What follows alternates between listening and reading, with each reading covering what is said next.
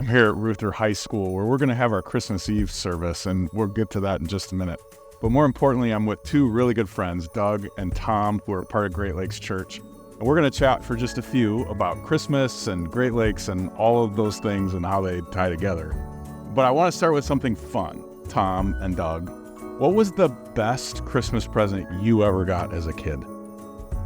Mine was I opened up a card and I didn't think I was getting too much that Christmas. And it was just written in, it said, a ski trip to Aspen, Colorado. That was the best. How old were you? High school. Yeah. Wow. Yeah. That's a good one. It was great. Good for him. Yeah, for me, I was a kid and wanted those racetracks that, you just buzz and go 100 miles an hour. Yeah. And I got it. I was so excited to put that sucker together and play with it. And how long did you play with it? Was it? My brothers and I, we played with it quite a while. Really? Before we broke it, of course. Okay. You guys have been around Great Lakes for a really long time.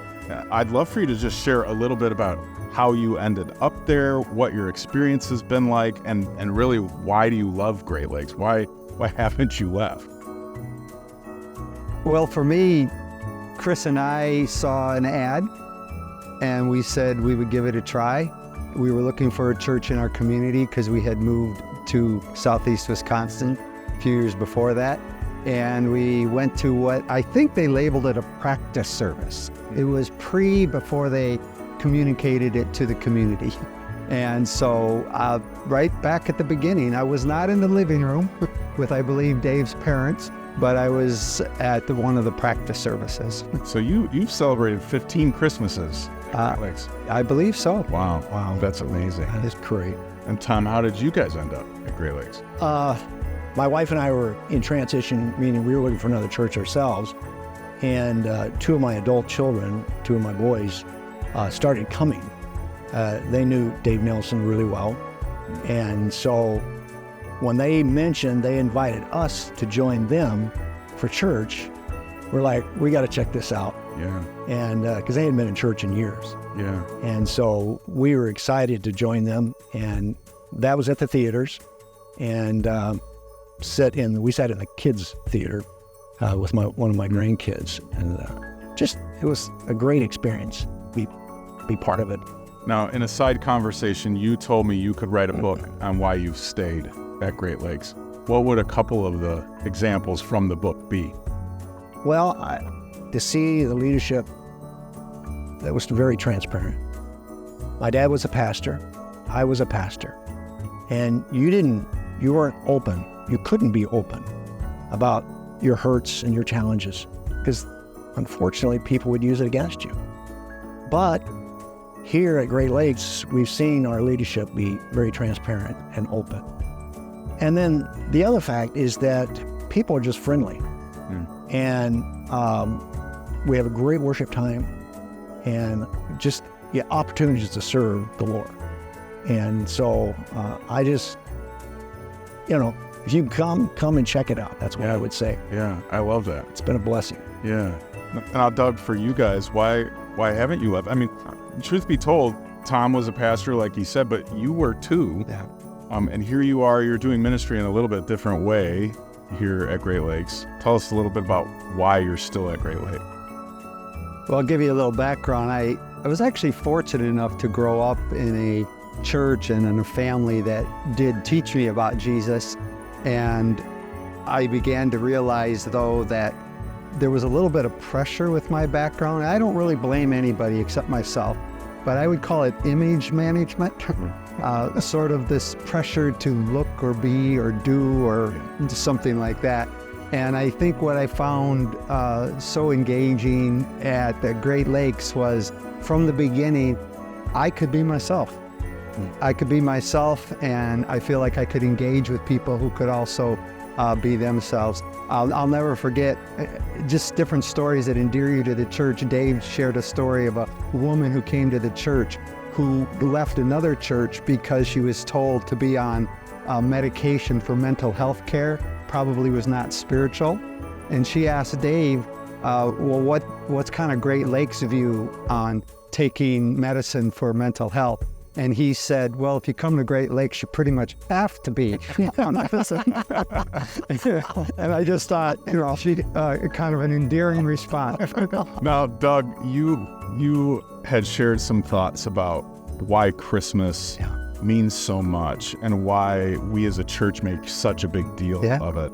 Yeah. Can you share just a little bit about what those thoughts are? Sure. Well, around Christmas, we're going to hear a lot about joy to the world and peace on earth and love, and those are beautiful themes. I'd like to just add one more, and it comes from the Apostle Paul in a book called Galatians, where he says, in the right time, God sent his son, born of a woman. That's talking about Christmas. And then he goes on to say he sent his son to buy us freedom. And you'll have to read the rest of the chapter, but in the context, it's basically freedom from the expectations of other people. And then it says we're adopted into a family. And that's how I feel about Great Lakes. And, maybe we don't need to say this, but we're full of flaws. But that's part of the beauty of it. Yeah, that's the beauty of an adopted family, right? As we get to come with all that mess. Yeah. So, Tom, for you, when you think about Christmas and church and Great Lakes, what's the meaning in it for you? Why do you show up every year for Christmas? I think of the scripture, John 3:16. For God so loved the world, he gave. And I tell you, that sums it up. He loves us, and he loves everyone. And he gave the ultimate sacrifice, which was his son. And it started in a manger and ended on a cross. Yeah. And so to know that God is reaching out to us and loving us and continuing to extend his grace and mercy to us. And what's interesting is Christmas is a time where a lot of people are a lot more open to trying church out, either for the first time or again. What's interesting is where we're going to have Christmas here at Reuther, you went to high school here. But just if you were going to make an invitation to somebody to show up here on Christmas Eve morning, what would the invitation be, especially if they were thinking, I'm not thinking about trying church again? Well, that's the thing I love about Great Lakes. It's designed for people who may not feel comfortable coming to church. And even though families are coming together, I think it's about connecting. And I would just say, if you're in that situation, come and connect. And I can guarantee you, you will feel loved and friendly and open arms. And I look forward to it every year for the Christmas service. We have great music, great worship, and great friends coming together. So, Doug, if you were going to invite everybody, what would you say? Well, I think one of the differences is, as we were talking earlier, so much of life is about performance. You perform at work, you have to perform at school. If you're on a sports team, you have to perform. And the beauty of being adopted is it's not a performance culture.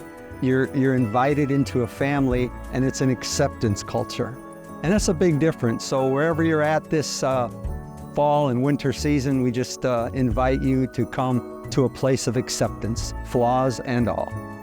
And what's great is there's a seat here for everybody, whether you're a church person, an unchurched person coming for the 15th time or the first time. We would love to have you here Christmas Eve morning, the 24th, at 9 a.m. and 11 a.m. We'll see you then.